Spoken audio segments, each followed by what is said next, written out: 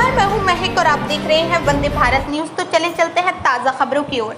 नीरज कुमार मौर्य, प्रयागराज। गुरुवार 14 जुलाई से 12 अगस्त तक चलने वाले श्रावण मास की आज से शुरुआत हो गई है। इस मौके पर संगम नगरी के शिवालयों में सुबह से ही श्रद्धालुओं का सैलाब उमड़ पड़ा है। श्रावण मास को लेकर संगम नगरी प्रयागराज के शिवालयों में भी खास तैयारी की गई है। मंदिरों की साफ सफाई के साथ ही सुरक्षा के भी कड़े इंतजाम किए गए हैं। श्रावण मास भगवान भोले शंकर का सबसे प्रिय महीना माना जाता है। इस पूरे माह शिवालयों में रुद्र अभिषेक और भगवान भोले की पूजा अर्चना की जाती है। श्रावण मास शुरू होने के साथ ही आज से कांवड़ यात्रा की भी शुरुआत हो गई है। खासतौर पर श्रावण मास में पड़ने वाले सोमवार का विशेष महत्व है। इस बार श्रावण मास में 4 सोमवार पड़ रहे हैं। पहला सोमवार 18 जुलाई, दूसरा 25 जुलाई, तीसरा 1 अगस्त और चौथा 8 अगस्त को पड़ेगा। श्रावण मास में 2 प्रदोष 25 जुलाई और 1 अगस्त को पड़ रहा है। इस बार दूसरे सोमवार 25 जुलाई को प्रदोष साथ में पड़ रहा है, इसलिए इसका महत्व कई गुना बढ़ गया है। इसके साथ ही 2 अगस्त को नाग पंचमी भी पड़ रही है।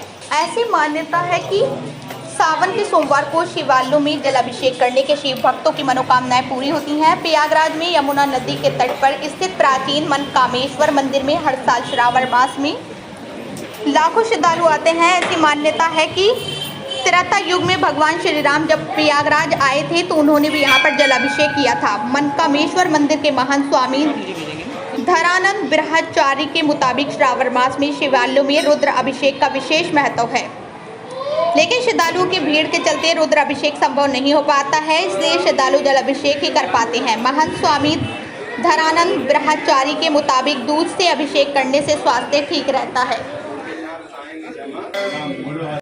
आज से सावन की शुरुआत हो रही है, किस तरह से मंदिर में आप आई हैं और मनकामेश्वर मंदिर में खास तौर पर आप आई हैं, यहाँ पर क्या विशेष महत्व है और किस तरह पूजा अर्चना की जाती है और भगवान भोले सभी की मनोकामना पूरी करते हैं? भगवान भोलेनाथ मनकामेश्वर सभी की मनोकामना पूर्ण करते हैं और मेरी भी की है। और हम अगली इच्छा लेके आज हम महामृत्युंजय जाप करना करवाने जा रहे हैं। और आज से सावन की शुरुआत है और 12 तारीख तक सावन रहेगा और मैं पर डे आती हूँ। नाम बताइए। रजनी चित्रकार। विजय श्री के लिए गंगा जल और लक्ष्मी प्राप्ति के लिए गन्ने के रस से भी अभिषेक किया जाता है। उन्होंने कहा है कि पिछले वर्षों की तरह ही इस वर्ष भी प्रशासन ने बैरिकेडिंग और सुरक्षा के इंतजाम किए हैं। संगम नगरी में श्रावण मास में यमुना नदी के तट पर स्थित प्राचीन मनकामेश्वर मंदिर, तक्षक तीर्थ मंदिर, अरेल में स्थित सोमेश्वर महादेव, दारागंज में स्थित दशाश्वमेध और नाग वासुकी मंदिर के साथ ही फाफामऊ में स्थित पलीड़ा महादेव मंदिरों में श्रद्धालुओं की भारी भीड़ उमड़ती है। सावन की शुरुआत हुई है, किस तरह से मंदिरों में भीड़ है और शिवालयों में खासतौर पर लोग जलाभिषेक कर रहे हैं और आशीर्वाद ले रहे हैं? देखिए, सावन का जो एक अलग महत्व है और ये भोले बाबा का इसमें वास रहता है। और जहाँ तक मनकामेश्वर मंदिर की बात है, मनकामेश्वर मंदिर में आज मैं करीब 12-15 सालों से बराबर आता हूँ और जब भी 24 घंटे में जब भी मुझे मौका मिलता है, दिन में एक बार यहाँ बाबा के दर्शन करने जरूर आता हूँ। सावन में किस तरह यहाँ भीड़ उमड़ती है? सावन में तो आप समझ लीजिए कि इतनी ज़्यादा भीड़ होती है कि पैर रखने की जगह नहीं मिलती। और कभी कभी तो जो हम लोग रोज प्रतिदिन वाले भक्त हैं तो हम लोगों को भी यहाँ जगह नहीं मिल पाती है, किसी तरह बस दर्शन हो जाते हैं।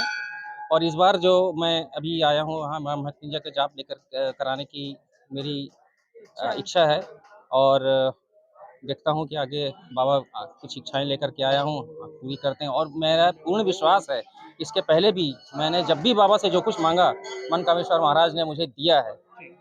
नाम बताएं। मेरा नाम जितेंद्र कुमार चित्रकार है।